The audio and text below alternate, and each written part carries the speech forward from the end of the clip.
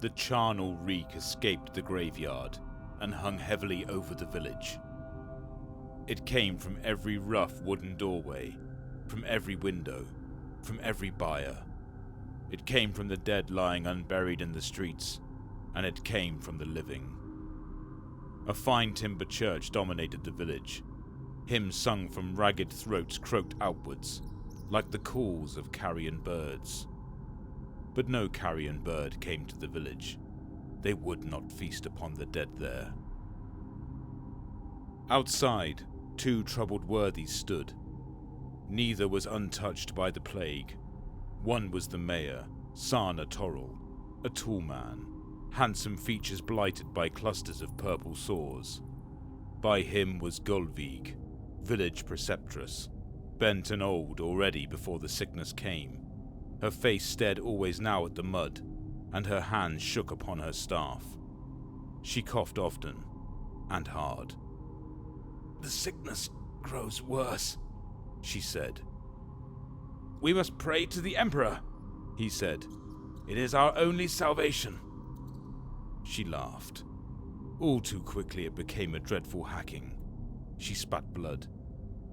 "Did he come when the raiders burned our homes?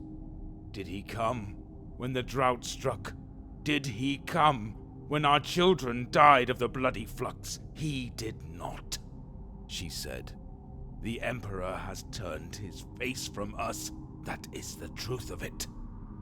Sana Torrell was not shocked.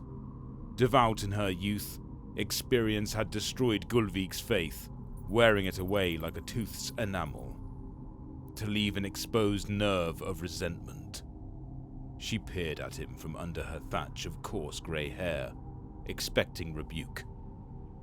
"I will not scold you for your blasphemy, Gulvig. Not today. I am numb from all of this.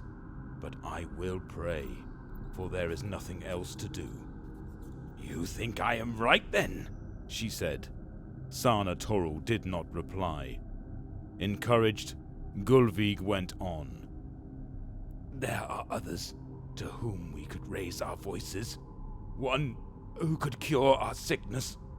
She looked up into the mountain surrounding the village. Grey trees clung to their sheer faces, the peaks hidden forever in shrouds. "There is a blighted spot in the forest, a cave with a foul odor, a triple gong hanging from a crooked tree. If we gave our prayers to the Old One there, he who is a true power and not our careless emperor, then perhaps we may live." Sana Torrell was appalled. "Take that back, preceptress. You damn yourself. What if the Emperor were to hear? You'll be cast away from his light." Gulvig stared at the church, listened for a space to the unlovely singing. "He stopped listening a long time ago, Sana. There is no light." She limped away. Torrell watched her go into the rising evening mist, tainted by the smoke of pyres. Torrell did not follow Gulvig's advice. Soon he was dead. But someone went to the crooked tree. Through the toxic fogs of the valleys, there they found the triple gong. No matter how many times it was thrown down from its hanging and destroyed, the gong was always replaced. Village priests, the bishop from the city, once even an off-world confessor, all thought they had succeeded in their exorcism. But come the next visitor, the gong was there again. The gong sounded loudly over the village one watery noon, a harsh clang, not musical at all, that spoke of rusted metal and raps on sealed tomb doors. It darkened the minds of those who heard it, but brought comfort to them also, so dire was their suffering. Who rang it? They never knew. People were dying all the time. 1 week later, the fogs crept down from the mountains in earnest, and they came. They strode from the mists, unannounced, 6 ancient warriors, as if they walked from one room to another. Perhaps that is all they did, these giants, for the world to them is not as it is to us. they are made mighty by the Great Father. The boy Marven saw them first, as he chopped feebly at hard clay. Few were working the fields, so many were sick.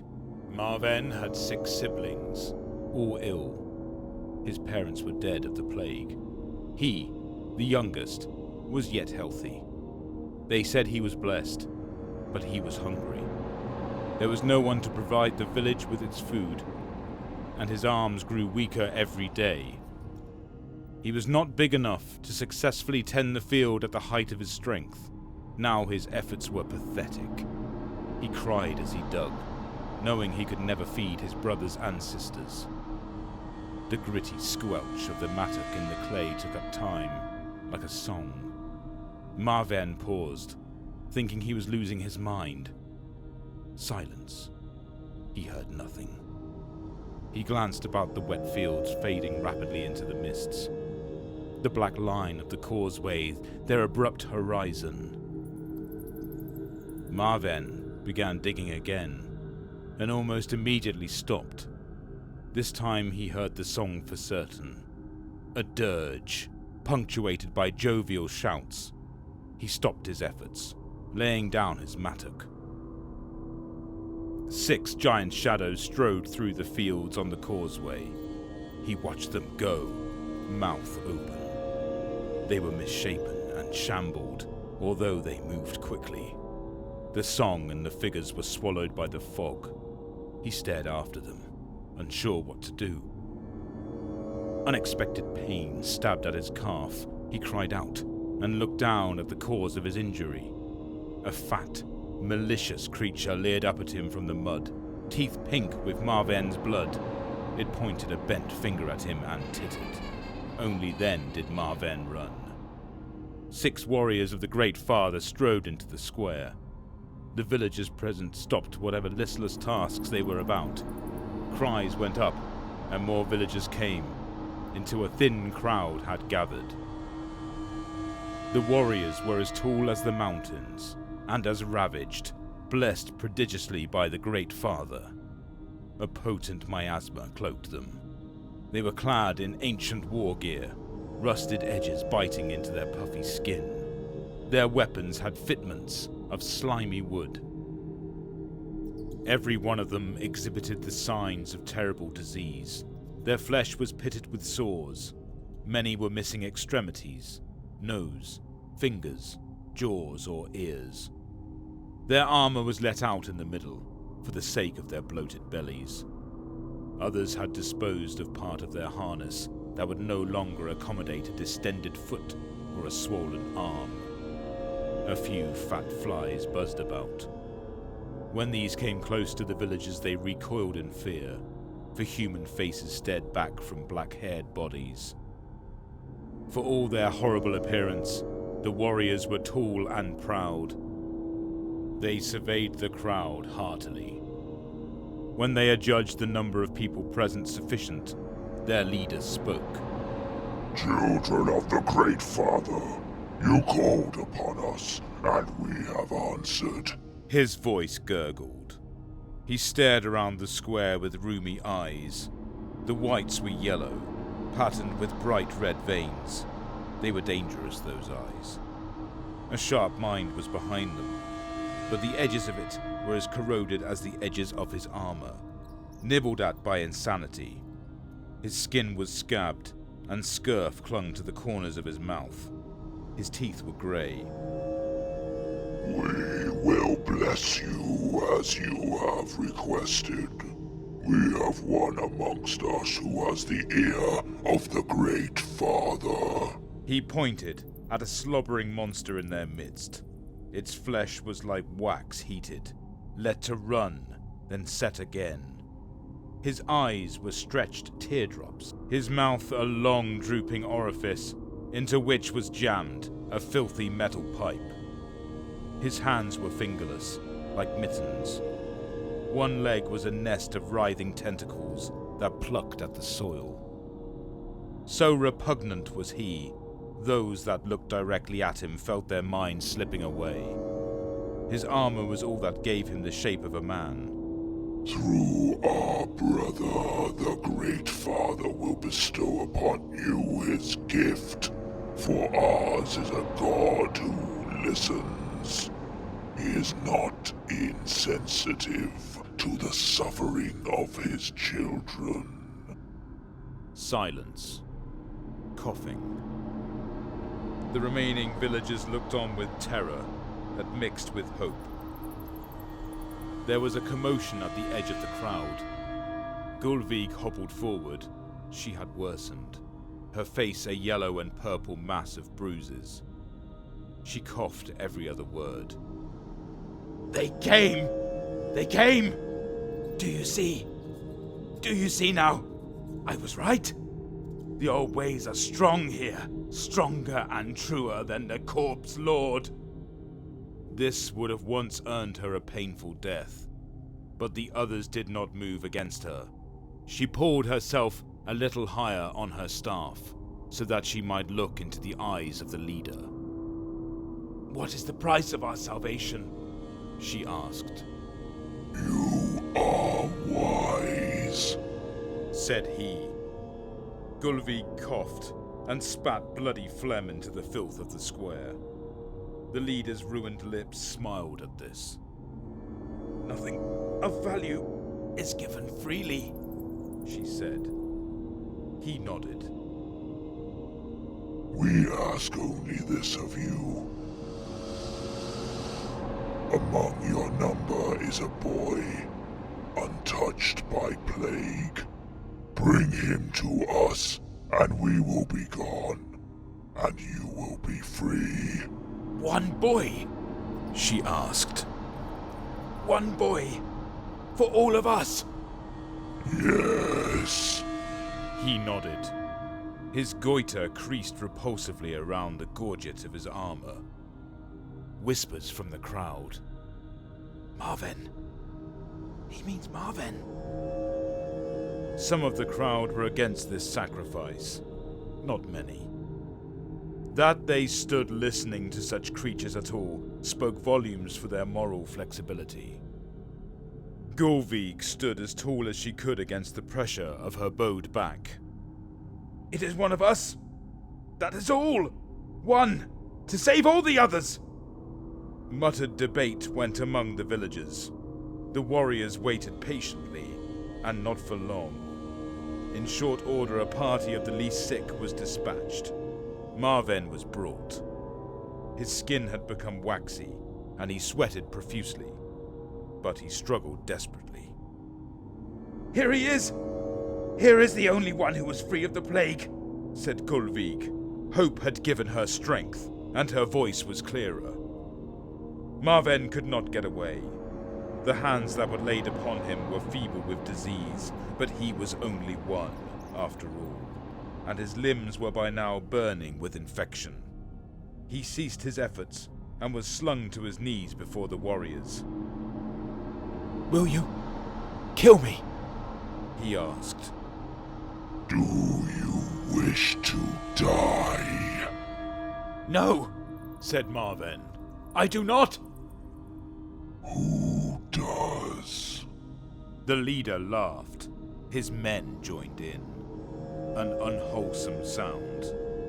We will not kill you, but take you from here. See the bite. The leader pointed.